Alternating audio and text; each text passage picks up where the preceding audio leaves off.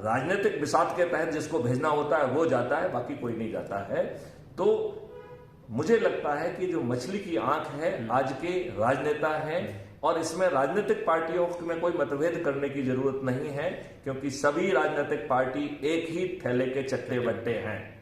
तो हमें सभी राजनीतिक पार्टियों के सभी राजनेताओं को पराजित करना होगा, और ये इतना आसान होगा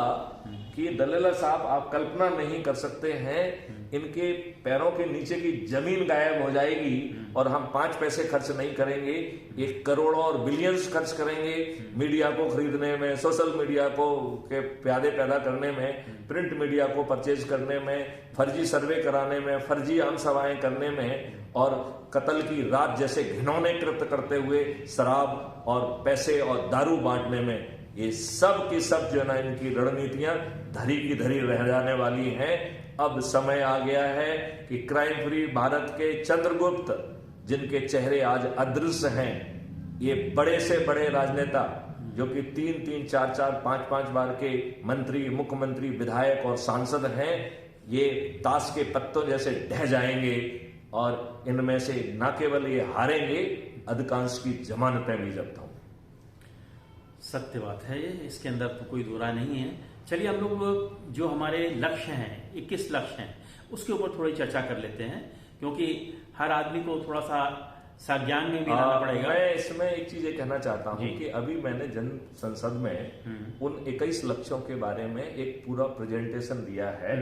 जो कि मेरे ख्याल से 34-39 मिनट का है। हाँ, देखा है। मुझे लगता है कि उसको ही सर्कुलेट किया जाए, क्योंकि उसमें डॉक्यूमेंट को भी दिखाया जा रहा है और मेरे द्वारा उसमें विश्लेषण है, तो हम इस समय को बचा पाएंगे। लेकिन मोटी तौर पे हम लक्ष्यों में ये कह दें कि पहला लक्ष्य ये है कि जो गुलामों के नियम कानून, जो कि भारतीय गुलामों पर को उत्पीड़ित करने के लिए, अपमानित करने के लिए, शोषित करने के लिए बनाए थे, और जो इन दुष्ट राजनेताओं ने आज हमारे ऊपर थोप के रखे हैं, उन सब में आमूल चूल परिवर्तन कर दिया जाएगा। एक हिंदुस्तानी के लिए जैसा कानून होना चाहिए, it will be the best law in the globe, the best provision will be taken, क्योंकि ये तो इतना दुष्ट है, इसको आर्टिफिशियली संज्ञेय, असंज्ञेय और सिविल में बांटा गया है। अरे भाई, सबको, चाहे सिविल केस हो,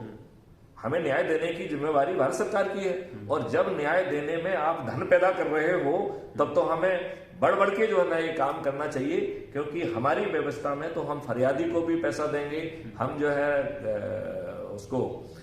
गवाहों को भी पैसा देंगे, फॉरेंसिक टीम को पैसा बांटेंगे, यदि लैंग्वेज इंटरप्रेटर है तो उसको पैसा देंगे, वकीलों को देंगे, और केवल जो है ना अपने प्रोसिक्यूशन लॉयर को नहीं देंगे, हम जो है ना डिफेंस लॉयर का पेमेंट भी सिस्टम ही करेगा। और जजेस, जिनकी संख्या इन्यूमरेबल हो जाएगी हमारी रणनीति के तहत, उनको भी एक बेस सैलरी मिलेगी, उनको असली पेमेंट रेवेन्यू स्ट्रीम के थ्रू होगा, और sum total of revenue stream so distributed that be multiplied by 2 and will be recovered from the criminal. तो एक ऐसा माहौल पैदा होगा जबकि अपराधी ने अपराध किया और उसकी रिपोर्ट भी नहीं हुई, लेकिन उसे ये मालूम है कि अब गलती तो हो गई है, I can not bear the consequences of the investigative process, क्योंकि उसका जो वर्डन है वो लाखों और करोड़ों में जाएगा, तो वो बिना रिपोर्ट के पहले जाके खुद जाके कॉन्फेस करेगा कि मुझसे ये गलती हो गई है, जो भी मिनिमम पनिशमेंट मुझे देना जो बनता है वो आप दे दीजिए, मुझे अपनी गलती स्वीकार है। ऐसा इस देश में होगा। अच्छा, दूसरी बात जो अब 21 है तो थोड़ा थोड़ा मोटे मोटे बता दूं मैं, तो दूसरी इसमें 1 मिनट का काम मैं समझ लूंगा। हम लोगों के जितने भी रेगुलेशंस हैं, इसका ड्राफ्ट तैयार हो चुका है, या कब तक हम इसके लिए देखिए, ड्राफ्ट कानून बनाने के लिए और उस सब के लिए पैरेलल टीम काम कर रही हैं। जैसे हमें एक समय सीमा नहीं, कोई समय सीमा नहीं रहेगी, ये जो है अपना काम करते रहेंगे पैरेलल में, क्योंकि ये तो आप तब जरूरत पड़ेगी जब आप उसे वो करेंगे, और फिर जब जो ये ड्राफ्ट बन जाएंगे, दे विल बी फर्दर जो है, जो उस समय इलेक्टेड चंद्रगुप्त बनेंगे उनके सामने उसे पेश किया जाएगा, उनकी राय की शुमारी की जाएगी, तो जो वैल्यू एडिशन वो कर पाएंगे उस समय वो पब्लिक डिबेट में ले जाए जाएंगे। तो ऐसा नहीं कि बन गया वो फाइनल है, हम उसको we will make the best law possible on the ground. तो जो ड्राफ्ट बन रहा है इट विल रिमेन लिक्विड, और हम तो ये कह रहे हैं कि हमें इस बात का भी एहसास है कि राज्यसभा में इनकी ही मेजोरिटी रहती है, राइट। तो जब तक हम संविधान में आवश्यक संशोधन नहीं कर पाएंगे, हमें वर्तमान व्यवस्था के तहत ही हर काम करना होगा। लिहाजा हम ये बात मान के चल रहे हैं कि क्राइम फ्री भारत यदि पूरे 543 सदस्यों के साथ सत्ता में स्थापित हो भी जाता है तो भी ये दुष्ट राजनेता सब एकजुट हो जाएंगे, क्योंकि उनका भविष्य तो हमेशा के लिए खत्म हो गया है। तो वो आपको राज्यसभा में घटिया बहस करके आपको एक भी कानून नहीं बनाने देंगे। तो क्राइम फ्री भारत ने पहले ही सोच के रखा है कि वो इस देश को 4 साल तक ऑर्डिनेंस के माध्यम से चलाएंगे, जहां पर हम जो है ये जो ऑर्डिनेंस है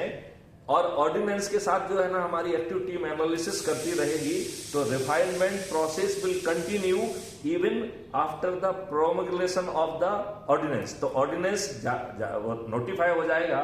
और जब तक ये पास नहीं होता है तो इसकी सेल्फ लाइफ केवल 6 महीने है। तो हमें मालूम है कि 6 महीने बाद भी हम उसे पास नहीं कर पाएंगे और हमें पास करने की जल्दी भी नहीं है, तो हम उसे लैप्स होने देंगे और ये 6 महीने के एक्सपीरियंस के आधार पर हम उसे रिफाइन करेंगे। तो 4 साल में हमें 8 रिफाइनमेंट के मौके मिलेंगे। तो आपको जल्दी है इसको अभी करने की, और हमें तो जल्दी जब वो इंप्लीमेंट हो रहा होगा तब भी नहीं है, क्योंकि हम अपने एंटेना खुले रखेंगे और जो भी प्रैक्टिकल प्रॉब्लम आएंगी उनके सॉल्यूशंस को हम इनकॉर्पोरेट करेंगे। और